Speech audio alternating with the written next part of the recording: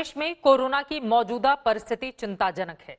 ऐसे में प्रधानमंत्री नरेंद्र मोदी ने आज गृह मंत्री अमित शाह, स्वास्थ्य मंत्री डॉक्टर हर्षवर्धन समेत तमाम अफसरों और आईसीएमआर के डीजी के साथ की है मीटिंग। इस मीटिंग में दिल्ली की परिस्थिति को लेकर भी चर्चा की गई। दिल्ली में पहली बार 24 घंटे में सामने आने वाले कोरोना केस 2000 के पार पहुंच गए हैं। दिल्ली में संक्रमण कैसे रुके, इस बात पर बातचीत करने के लिए कल सुबह 11 बजे गृह मंत्री अमित शाह, स्वास्थ्य मंत्री doctor Harshvardhan, home secretary, Delhi के उपराज्यपाल, दिल्ली के मुख्यमंत्री और एम्स के डायरेक्टर साथ बैठकर बातचीत करेंगे। देश की राजधानी इस समय किस तरह की समस्याओं से जूझ रही है, इसका आज विश्लेषण बेहद जरूरी है।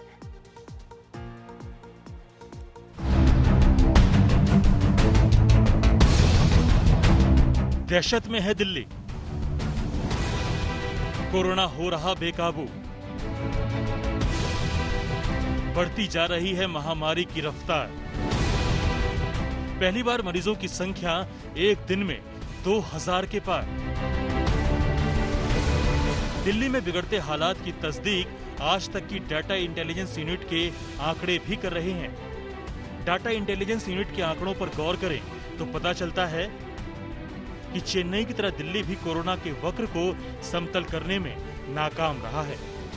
यहाँ पर कोरोना के मरीजों की संख्या तेजी से बढ़ रही है, जबकि बाकी के 3 शहरों में हालात सुधर रहे हैं।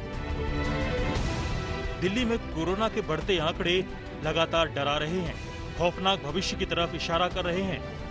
लेकिन दिल्ली सरकार कह रही है कि घबराने की जरूरत नहीं है, समय से पहले दिल्ली में बेड के इंतजाम कर लिए जाएंगे। देखिएगा, जैसे हमने प्रोजेक्शंस हैं, जो एक्सपर्ट्स ने प्रोजेक्शंस करके दिए हैं, उसके हिसाब से हम बिल्कुल चल रहे हैं और हमारा टारगेट है कि जो 30 जून की प्रोजेक्शन है उसकी तैयारी हम 20 जून तक कर लेंगे पूरी, और जो 15 जुलाई की तैयारी है उसको हम 30 जून तक कर लेंगे। वैसे देखा जाए तो कोरोना मरीजों के लिए दिल्ली में अब भी बेड खाली हैं। दिल्ली में 9647 बेड हैं, इनमें 5392 बेड ही भरे हुए हैं, जबकि 4255 बेड खाली पड़े हैं। वहीं कोरोना मरीजों के लिए कुल 599 वेंटिलेटर हैं, इनमें से 347 वेंटिलेटर पर मरीज हैं, जबकि 252 वेंटिलेटर खाली हैं। लेकिन जिस तरीके से दिल्ली में मरीजों की संख्या बढ़ती जा रही है, उसमें ये इंतजाम नाकाफी है। यही वजह है कि बीजेपी लगातार केजरीवाल सरकार से सवाल पूछ रही है।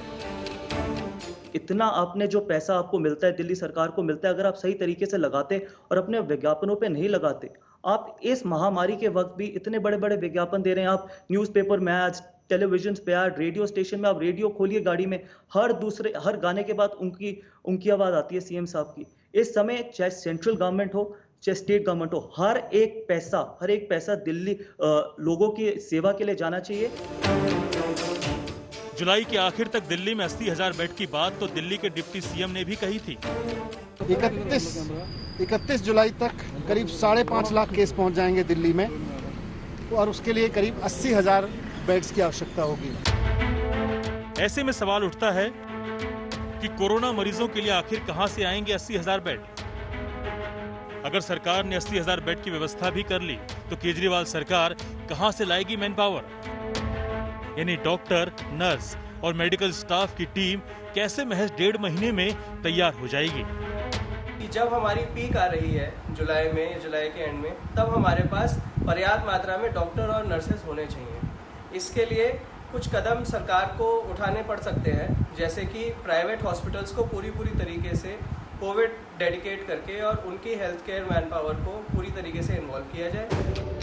इन्हीं सवालों से निपटने के लिए केजरीवाल सरकार ने होम क्वारंटीन का फॉर्मूला दिया था। अगर आपको कोरोना हो गया है लेकिन कोई सिम्टम्स नहीं है या मामूली से सिम्टम्स हैं, तो आप अपने घर पे रह के अपनी देखभाल कर सकते हैं। केजरीवाल सरकार ने होम क्वारंटीन की बात कही तो कई प्राइवेट अस्पतालों ने बोर्ड टांग दिए, रेट लिस्ट जारी कर दिए। घर बैठे मरीजों का ख्याल रखने के एवज में प्राइवेट अस्पताल आपसे पैसे लेगी।